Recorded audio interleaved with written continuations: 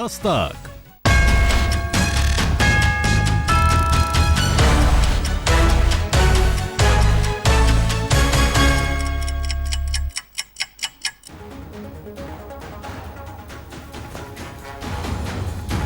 नमस्कार, मैं हूं पुण्य प्रसून वाजपेयी। दस्तक में आपका स्वागत है। बात चार खबरों से, वो चार खबरें जिसकी बात दस्तक में नहीं होगी, लेकिन तस्वीरों के जरिए जरा समझने की कोशिश की जाए। गैर जमानती वारंट विजय माल्या के खिलाफ जारी कर दिया गया है। आतंकवाद पर चीन को चिताया गया है, जानकारी दी गई है या जिस रूप में भी है, लेकिन जिक्र अजहर मसूद का किया गया है। उन सब के बीच दिल्ली में उबर और ओला ने जो किराए बढ़ोतरी कर दिए थे ऑडिबिन के चक्कर में, उसमें कोर्ट की भी फटकार। दिल्ली के मुख्यमंत्री ने भी जब्त करनी शुरू की गाड़ियां, तो कीमत घटा दी गई, यानी ठीक ठाक हो गया। और इन सब के बीच अतुल्य भारत से पत्ता साफ होगा क्या अमिताभ बच्चन का? इस बात का जिक्र सूत्रों के मुताबिक, क्योंकि नाम पनामा लिस्ट में है। लेकिन बात तो दरअसल आज उस हीरे की होगी जो हीरा मिल जाए तो गला तर जाता है। पानी से बड़ा हीरा क्या होता है? और इन सब के बीच जिक्र अगर हम कोहिनूर का करेंगे तो फिर भारत तैयार है खुद को बेनूर मानने के लिए, कहने के लिए।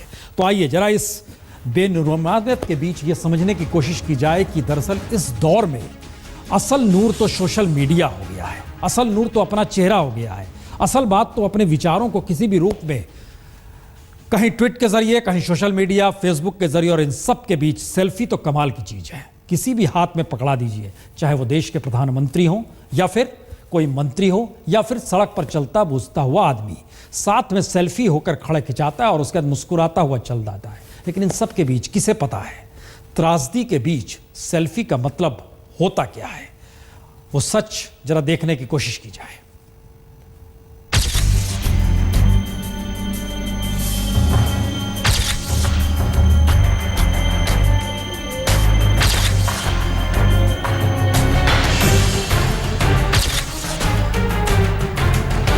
तो इस सेल्फी के पीछे दिखाई दे रही जमीन का सच सूखा, पानी की कमी, भूखमरी, आत्महत्या और पलायन है।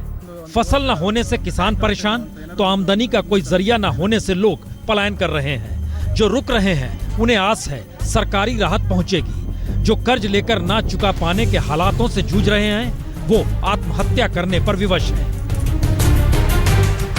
यूं देश के मानचित्र पर सेल्फी कहीं भी ले लीजिए, आपका चेहरा चमकता हुआ दिखाई देगा, लेकिन पीछे की सूखी जमीन के भीतर की कहानी हर किसी को डराएगी।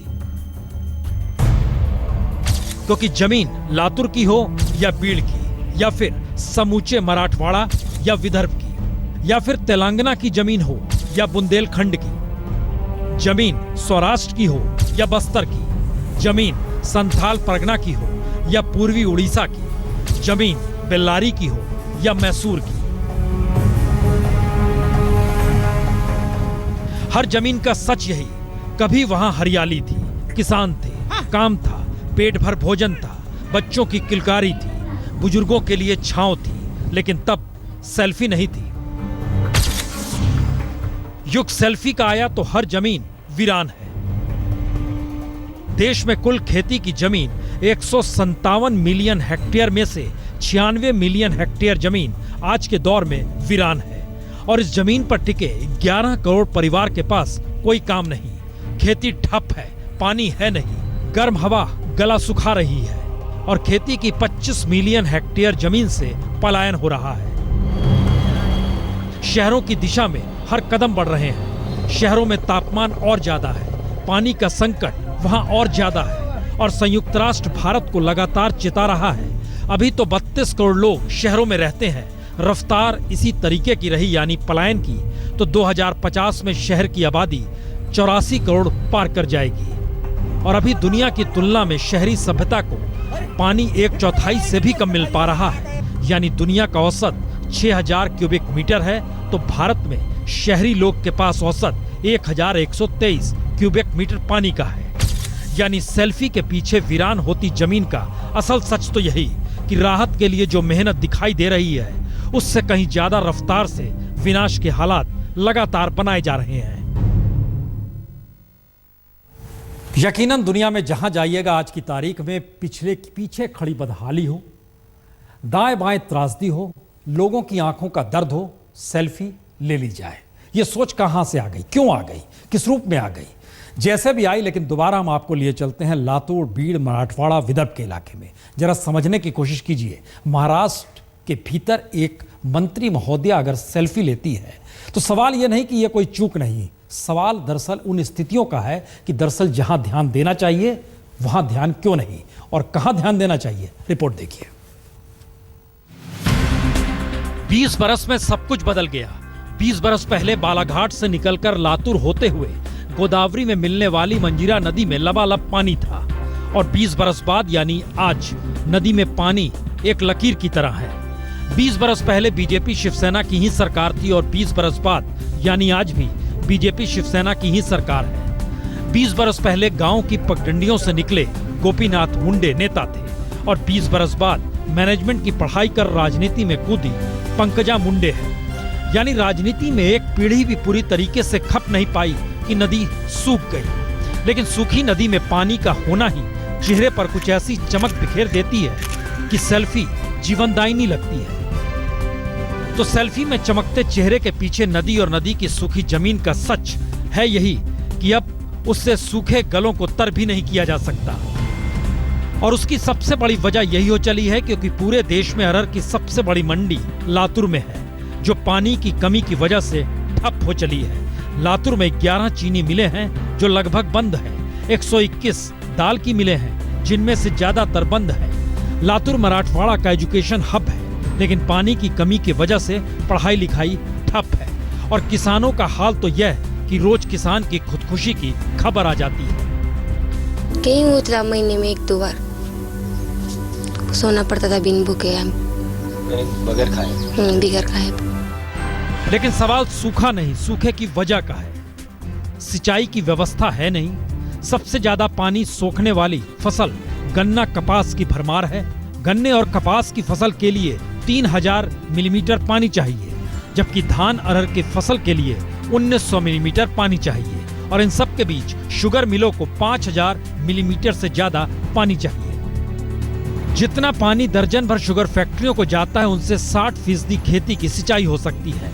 यानी लातूर ही नहीं बल्कि मराठवाड़ा और समूचे महाराष्ट्र के हालात को परखें तो गन्ना शुगर फैक्ट्री 60% पानी पी जाती है। और इसके अलावे बड़ी बात यह है कि दुनिया भर में महाराष्ट्र इकलौती जगह जहां बहते हुए पानी से गन्ने की सिंचाई होती है। लेकिन महाराष्ट्र सरकार ने खेती की कीमत लगाने की नीति ही ऐसी बनाई जिससे दाल, चावल, गेहूं या सोयाबीन उगाने वाला भी गन्ना ही उगाए, क्योंकि गन्ने की कीमत ही सबसे ज्यादा मिलती है। ड्रिप इरिगेशन से फायदा हो सकता है, लेकिन कभी सोचा नहीं गया। शुगर लॉबी ने सत्ता बनाई, सत्ता पलटी तो 1972 का सूखा भी हर कोई भूल गया, जब वर्ल्ड बैंक ने मदद के साथ साथ महाराष्ट्र सरकार के सामने 3 शर्त रखी थी, या कहें 3 सुझाव दिए थे।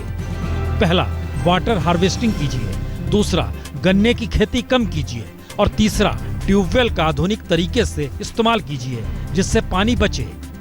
लेकिन सत्ता के खेल में हर सुझाव दरकिनार हो गया, या कहें तीनों शर्त कहीं हाशिए पर चली गई। और लातूर इसका एक नायाब सच है, जहां मंत्री महोदया सजी धजी सेल्फी लेती है और पानी की त्रासदी सेल्फी में कैद होकर भी चमकते हुए सिर्फ मंत्री महोदया का चेहरा दिखाती है। यही अंतर है एक पीढ़ी का। हालांकि इन सब के बीच सरकार की तरफ से सफाई आई, मंत्री महोदया की तरफ से सफाई आई, लेकिन सवाल वहीं का वहीं अटका है कि दरअसल भारत के भीतर हर बार हर त्रासदी दोबारा लौटकर क्यों आ जाती है। मसलन आपने देखा लातूर में वैगन से पानी पहुंचाया गया, लेकिन हम आपको लिए चलते हैं 30 बरस पहले। एक ऐसा वक्त जब पहली बार देश में एक ऐसे प्रांत में पानी पहुंचाया गया, वह भी वैगन के जरिए, जिसमें पानी की राशनिंग करनी पड़ी। शहर के चौराहे पर टैंकर खड़ा होता था, हर घर से लोग आते थे, सिर्फ 6 बाल्टी पानी। यह सब कुछ कहां था? राजकोट में। आइए 30 बरस पहले देखिए क्या था। बीते मंगलवार 5 लाख लीटर पानी लेकर ट्रेन लातूर पहुंची तो कुछ पल के लिए लोगों को यकीन नहीं हुआ।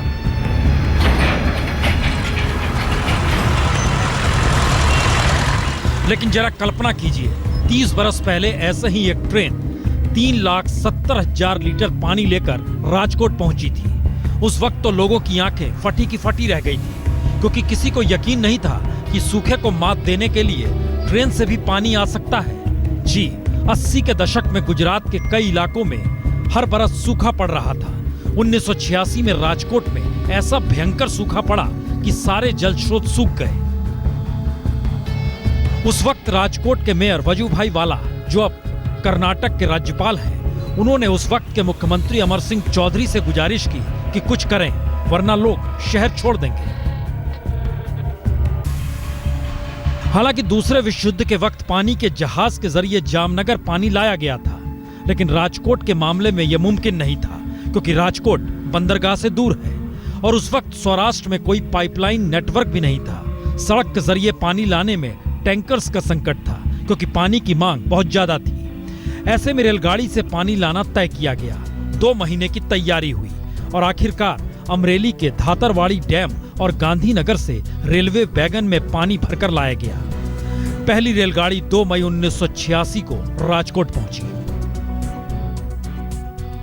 उस वक्त भारतीय जनता पार्टी का म्युनिसिपल कॉरपोरेशन होने के बावजूद कांग्रेस की गुजरात सरकार ने पार्टी पॉलिटिक्स बीच में लाए बिना गांधीनगर से अहमदाबाद से ट्रेन चलाया। उस वक्त अमर सिंह चौधरी जी मुख्यमंत्री थे और हरीश सिंह महिड़ा पानी पुरवठा मंत्री थे। उन दोनों ने आयोजन किया। फिर तो इस तरह हर दिन 6 रेलगाड़ियां तकरीबन 30 लाख लीटर लेकर राजकोट पहुंचने लगी। खाली बाल्टियां लेकर उस वक्त भी लोग कुछ इसी तरीके से इंतजार करते थे जैसे अब सूरत में कर रहे हैं। लेकिन उस वक्त पानी पर सख्त राशनिंग थी।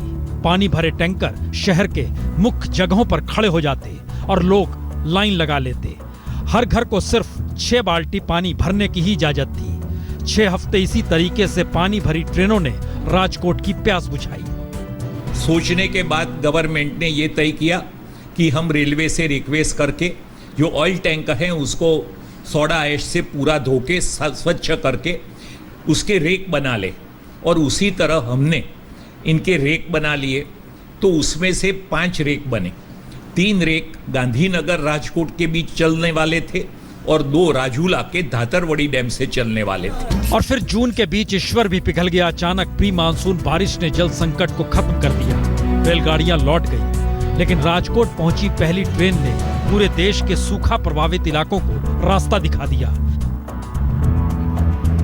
रेल लाइन सिर्फ मुसाफिरों को यहां से वहां नहीं पहुंचाती, बल्कि उनके सूखे गले को तर कर उनकी जिंदगी को भी पटरी पर लाती है। अहमदाबाद से गोपी घांगर के साथ आज तक ब्यूरो। लेकिन सवाल तो यह कि पानी एक तरफ नहीं और दूसरी तरफ गर्मी बढ़ रही है, तब आप क्या करेंगे? एसी चलाएंगे? बिजली कहां से बनाएंगे? Thermal power?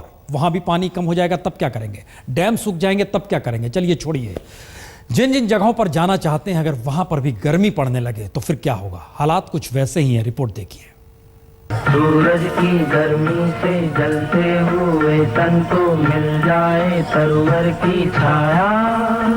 तो दिल्ली की गर्मी से राहत के लिए अगर आप सोच रहे हैं कि शिमला या नैनीताल का रुख करें, तो उससे पहले जरा पहाड़ों की इन रानियों का हाल भी देख लीजिए।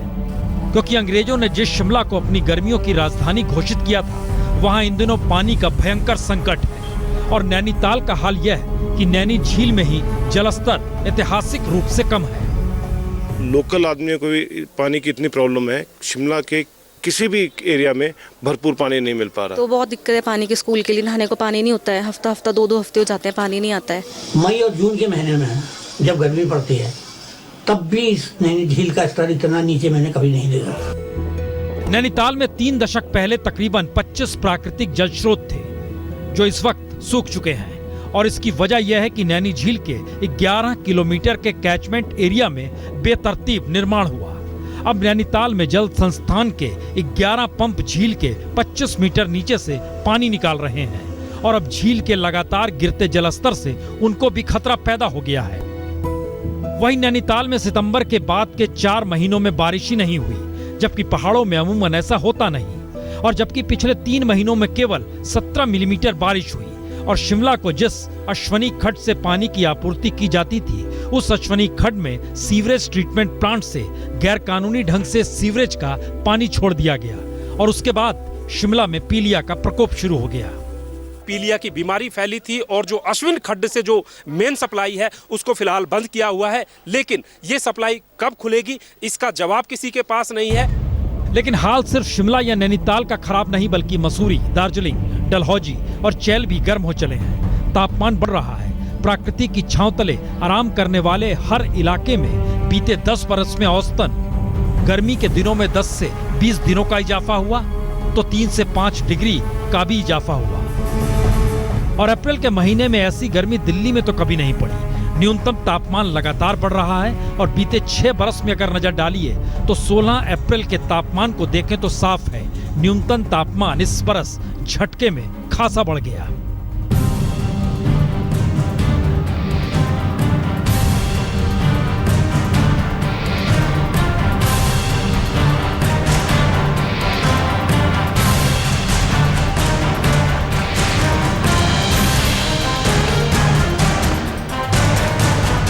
और गर्म होते भारत की 3 त्रासदी है: केंद्रित होकर बढ़ता कार्बन डाइऑक्साइड, वनों का खत्म होना, ग्लेशियरों का पिघलना, और इसकी बड़ी वजह वही आधुनिक जीवन है। तो हर किसी को उपभोक्ता बनाकर गैर प्राकृतिक रईसी से जोड़ता है और देश में उसी की भागम भाग है। तो गर्मी में कहां जाइएगा? देश को बचाइए तो बच पाइएगा। सूरज की गर्मी से जलते हुए तन को। सत्येंद्र चौहान और कमल नयन के साथ आज तक ब्यूरो। हालात जो पहाड़ पर हैं पूरी रिपोर्ट 10:30 में दिखाएंगे, लेकिन जिक्र बेनूर का है तो फिर कोहिनूर का जिक्र भी। भारत और पाकिस्तान दोनों तरफ से मामले अदालत में पहुंचे। भारत में कहा गया मुश्किल है लाना, पाकिस्तान ने कहा दावा ठोकेंगे। रिपोर्ट देखिए।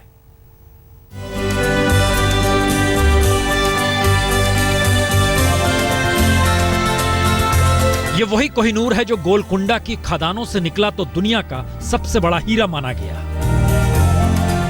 ये वही कोहिनूर है जिसे 1739 में नादिर शाह लूटकर पर्शिया ले गया। ये वही कोहिनूर है जो 1830 में रणजीत सिंह को मिला और जिसके बदले उन्होंने अफगानिस्तान के शासक रहे शाह सुजा को उसकी गद्दी वापस दिलाने का वादा किया। ये वही कोहिनूर है जो सिख साम्राज्य के हाथों से निकलकर क्वीन विक्टोरिया के ताज तक पहुंचा।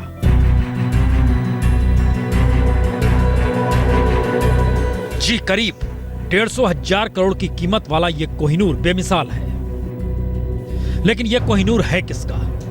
भारत का, पाकिस्तान का या ब्रिटेन का? तो विवाद इस बात को लेकर अरसे से है। भारत बरसों बरस से कोहिनूर को अपना कहता रहा।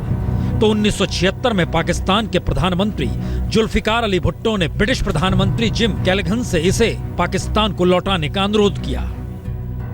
तो जिस कोहिनूर पर सत्ता पलट गई, साम्राज्यों ने खुद को दांव पर लगा दिया, उसी कोहिनूर पर भारत ने अपना दावा अब छोड़ दिया है। क्योंकि आज जब सुप्रीम कोर्ट के सामने ये मामला आया तो सरकार की तरफ से कुछ यूं कहा गया। राजेंद्र कुमार ने कल्चरल मिनिस्ट्री के इंस्ट्रक्शन में ये कहा कि हमने ये इसको वसूल इसलिए नहीं कर सकते क्योंकि ये गिफ्ट था, बल्कि ये अंग्रेज़ों ने धोखा देके नहीं लिया है। और याद कीजिए, इससे पहले एएसआई ने एक आरटीआई के जवाब में साफ साफ कहा था यूनेस्को कन्वेंशन के तहत आजादी से पहले बाहर गई चीजों को वापस लाना मुमकिन भी नहीं है। यानी भारत ने तो हाथ खींच लिए, लेकिन पाकिस्तान ने कोहिनूर के लिए हाथ बढ़ा दिए। लाहौर की एक अदालत ने कोहिनूर को ब्रिटेन से पाकिस्तान लाने का अनुरोध करने वाली एक याचिका इस दौर में मंजूर कर ली है। और याचिकाकर्ता जावेद इकबाल जाफरी का कहना है, कोहिनूर हीरा अफगानिस्तान के बादशाह ने हमारे लाहौर के बादशाह रंजीत सिंह को तोहफे के तौर पर दिया था। बाद में कहानी बनाई गई कि ये हीरा दलीप सिंह ने अंग्रेजों को दे दिया। ये कोई तोहफा नहीं था, ये हीरा उनसे जबरन लिया गया था। इस हीरे की चोरी लाहौर से की गई, इसलिए कोहिनूर पर भारत से कहीं ज्यादा पाकिस्तान का हक है।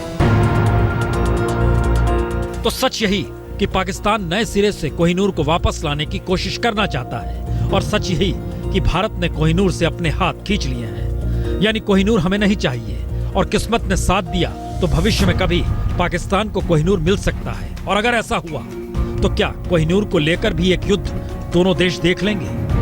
यूं ब्रिटेन ने ऐसे कोई संकेत नहीं दिए कि वो कोहिनूर लौटाने जा रहा है। लेकिन सवाल तो कोहिनूर की उस चमक का है जिसके आसरे कभी सत्ता पलटी, कभी सत्ता झुकी। कभी भारत ने निगाह हटाई और अब कोहिनूर पाकिस्तान की निगाहों में चढ़ गया। आज तक ब्यूरो। गुजरात के मेहसाणा में पाटीदार समाज की जेल भरो आंदोलन के दौरान भड़की हिंसा के बाद शहर में कर्फ्यू लगा दिया गया है। मेहसाणा के डीएम ने जिले में इंटरनेट सेवा पर भी 24 घंटे के लिए प्रतिबंध लगाया।